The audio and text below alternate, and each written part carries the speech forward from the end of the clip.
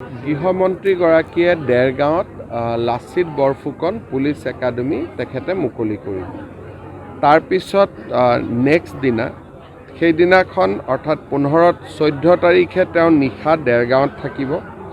15 তাৰিখে Lachit Borphukan police academy খুব ধুনীয়াকৈ নিৰ্মাণ কৰা হৈছে।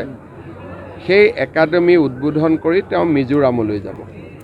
মিজোৰামৰ পৰা উভতি আহি তেওঁ গুৱাহাটীত কইনাধৰা অতিথিশালাত থাকিব। 16 তাৰিখে ৰাতিপুৱা তেওঁ কোকৰাঝাৰ যাব, নিখিল বড়ো ছাত্ৰ সন্থাৰ অধিৱেশনত যোগ দিব। বিয়লি হোটেল ৰেডিচন ব্লুত উত্তৰ পূৰ্বৰ 8খন ৰাজ্যৰ মুখ্যমন্ত্ৰীসকলৰ সৈতে ভাৰতীয় ন্যায় সংহিতাৰ যি প্ৰয়োগ চলি আছে তাৰ ওপৰত তেওঁ পৰ্যালোচনা কৰি নতুন দিল্লীলৈ উভতি যাব।